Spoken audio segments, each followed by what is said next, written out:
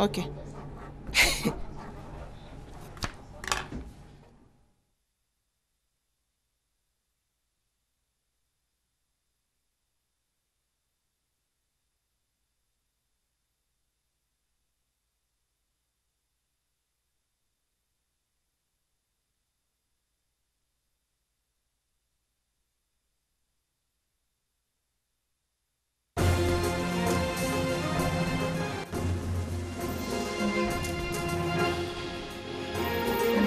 Donne un coup de pouce au secteur cacaoyer ivoirien. Désiré Begré fait la promotion de ce produit en France.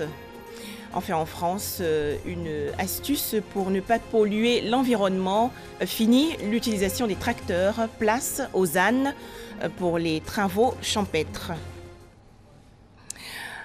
Bienvenue sur RTI2. Bonsoir à tous. Le monde universitaire accueille un prix créé par la Fondation Félix Houphouët-Boigny pour la recherche de la paix. Cette récompense va distinguer les mémoires et autres thèses de doctorat.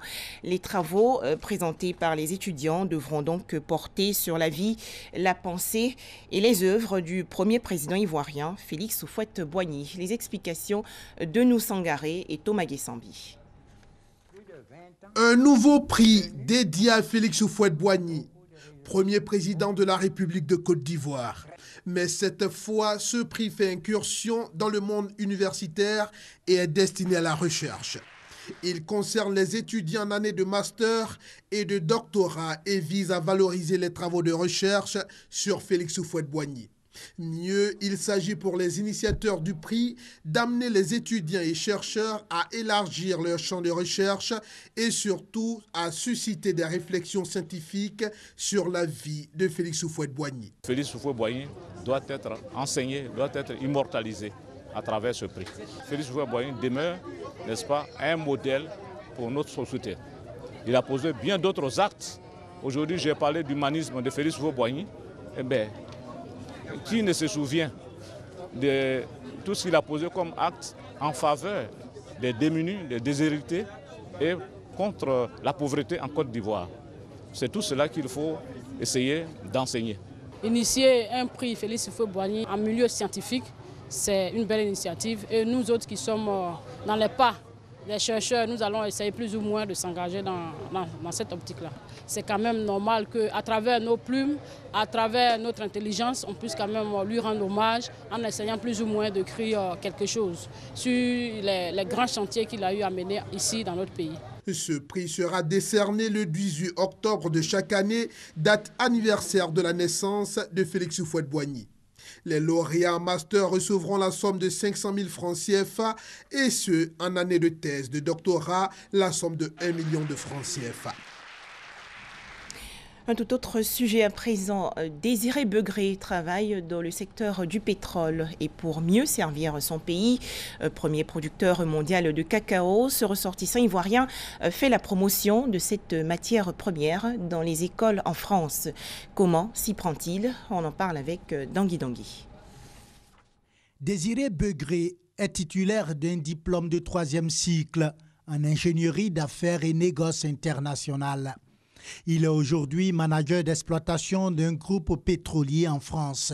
Mais cet homme, français d'origine ivoirienne, la quarantaine révolue, n'a jamais oublié le reste de son cordon ombilical, enfoui sur les bords de la lagune Ébrié à Abidjan.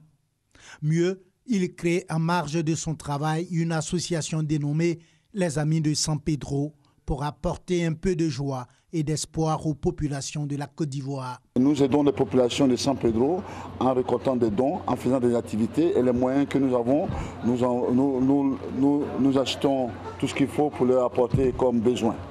Je suis arrivé à Abidjan pour poser les premières pierres d'un dispensaire d'un village qu'on appelle Dosakassou à San Pedro, que nous avons adopté l'année dernière.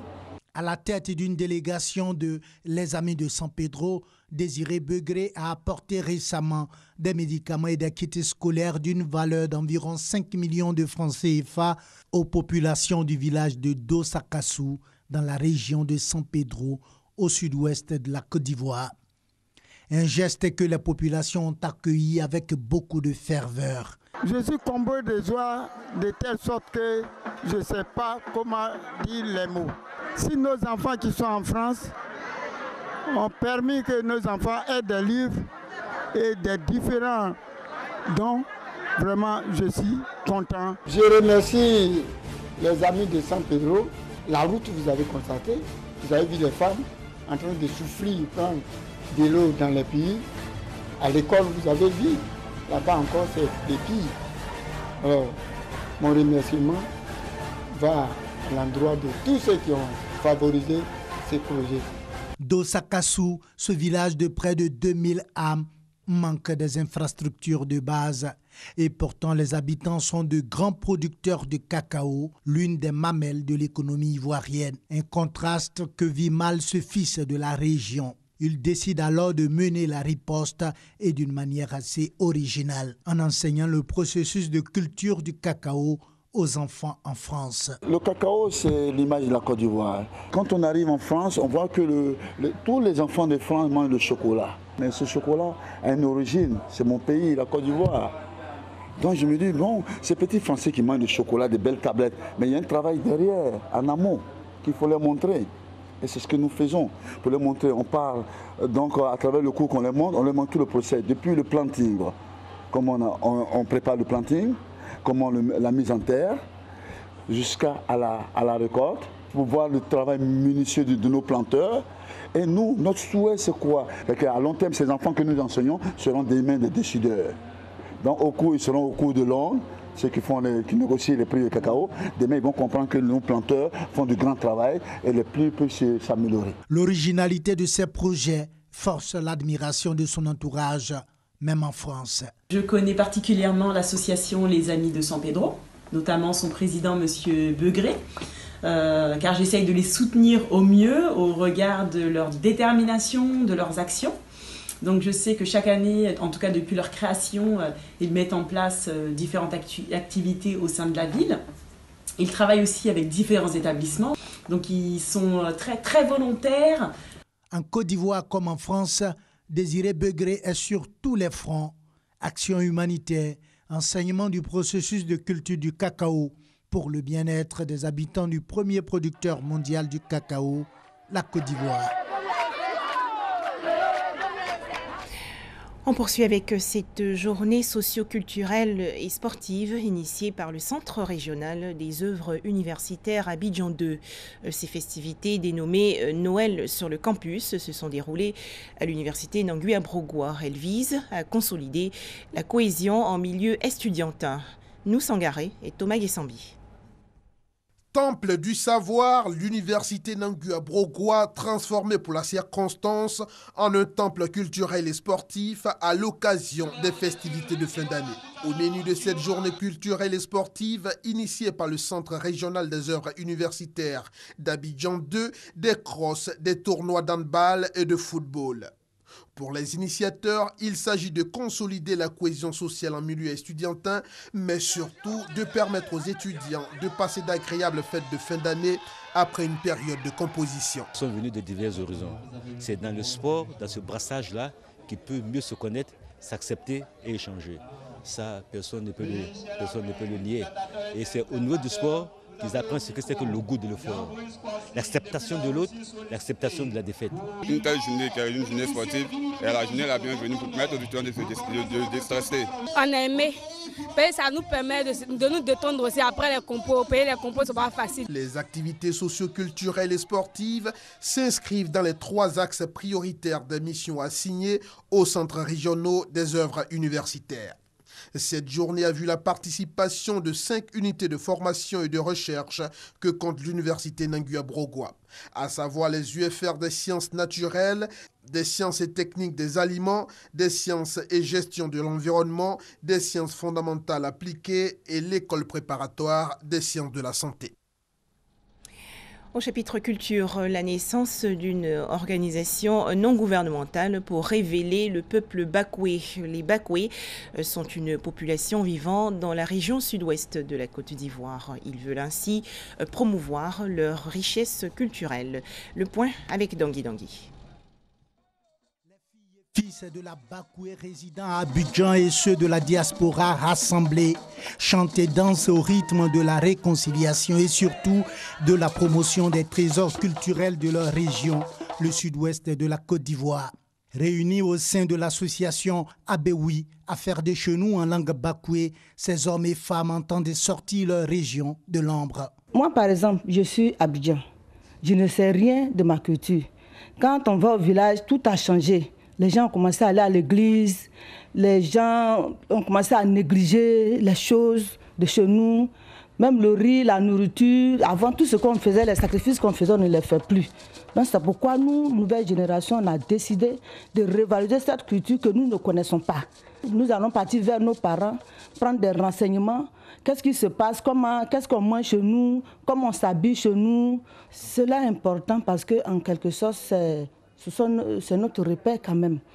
Il faut qu'on sache que nous sommes bakoués et qu'est-ce que le bakoué fait chez lui. Pour atteindre leurs objectifs, les populations de la Bakoué savent compter sur le soutien de personnes connaissant l'importance des trésors culturels dont regorge leur région. Une langue qui ne se parle pas se perd, se meurt. Mais une culture, un peuple sans culture aussi est un peuple qui est appelé à disparaître. Mais la culture, elle s'affirme. Nous voulons affirmer notre spécificité. L'association Abeoui projette d'organiser un festival culturel bakoué tous les 2 ans pour attirer les projecteurs sur les ressources culturelles du peuple bakoué. Bientôt les congés de Noël 2017 pour les élèves et étudiants de Côte d'Ivoire. L'occasion pour le programme national de lutte contre le sida de les sensibiliser aux dangers du VIH. Une campagne de sensibilisation a donc été lancée. Au menu, des conseils pour réduire les risques de transmission. Doigt de laser. INSAC, Institut national supérieur des arts et de l'action culturelle. Ici, dans cette salle de conférence, les étudiants sont entretenus sur les bonnes pratiques pour éviter le VIH-Sida, une maladie dont souffrent plus de 36 millions de personnes dans le monde, selon l'OMS, Organisation mondiale de la santé. Les fêtes de fin d'année approchent bientôt, sachant que sous l'effet de l'alcool, on n'est pas à même de prendre les bonnes décisions. Pour ce faire, nous leur avons donné les méthodes pour pouvoir se prévenir de ces infections sexuellement transmissibles. Au nombre de ces méthodes, la contraception, l'abstinence et le port des préservatifs. Quand on va à l'hôpital, on voit beaucoup nos frères et sœurs qui sont vraiment infectés ou bien qui portent cette maladie en eux. C'est vraiment malheureux. Ce que je peux dire à mes camarades, c'est de faire plus attention à leur vie. On a trouvé des antirétroviraux, mais on n'en guérit pas. Et c'est dangereux de savoir qu'on a une maladie avec laquelle il va falloir composer toute sa vie, interpeller tous les amis jeunes, que la vie, c'est surtout ce qu'on en fait.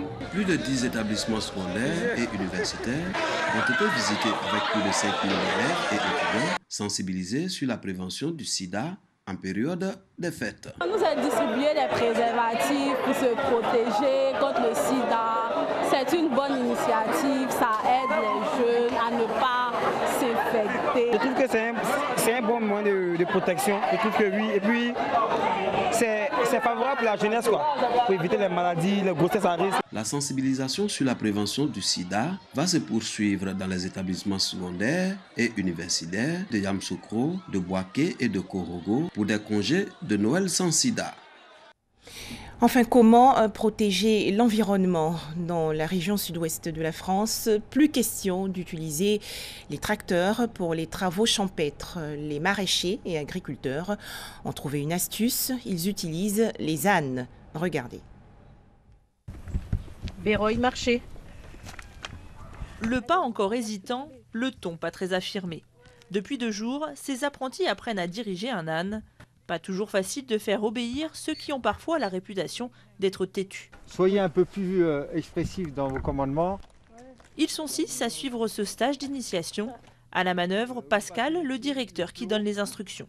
L'objectif, c'est vraiment qu'ils sachent maîtriser leur animal, c'est-à-dire de direction. Et là, on leur a mis des plots de façon à ce qu'ils fassent une serpentine. On leur a mis des obstacles naturels avec des pneus qui vont avoir en maraîchage. Il y a toujours un tuyau qui traîne, une caissette, tout ça. Maraîchers, viticulteurs, éleveurs, les stagiaires ont tous pour projet d'acquérir un âne pour les aider à travailler. Son prix, 2 500 €. Mais derrière ce choix, il y a souvent une ambition écologique. Je veux faire du vin bio, je veux vinifier moi-même et commercialiser moi-même. Et je ne veux plus avoir affaire aux banquiers pour acheter des tracteurs. C'est une envie de ne pas utiliser de pétrole, de faire du bruit avec les moteurs, etc. De la même façon qu'on n'a pas envie d'utiliser de produits phytosanitaires. Voilà. Manier l'âne dans les sillons, savoir l'équiper et prendre soin de lui. En 3 jours, les élèves de ce centre unique en France doivent surtout comprendre les réactions de l'animal.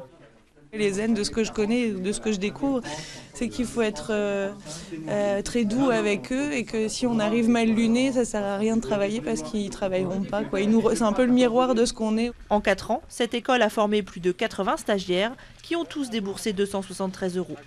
Un retour en grâce du Baudet qui va de pair avec le développement du bio, des circuits courts et des petites exploitations. Pas question pour autant de parler de retour en arrière. Pour Pascal, l'animal a de nombreux atouts sous sa robe. L'âne, l'avantage, c'est qu'il ne tasse pas le sol. Il est maniable, il est léger, il marche en planche comme les mannequins, c'est-à-dire sur une ligne. Et donc on peut serrer justement les légumes, les rangs. Après l'entraînement à l'école, les élèves pratiquent en conditions réelles chez ce maraîcher. Tous réalisent la dextérité de l'animal. Salade, blettes, épinards. L'âne, de plus de 300 kg, slalom comme un champion dans des couloirs d'à peine 20 cm, sans écraser une seule feuille. Voilà, cette édition a été supervisée par Thomas Guessambi. Merci à vous d'être toujours RTI2.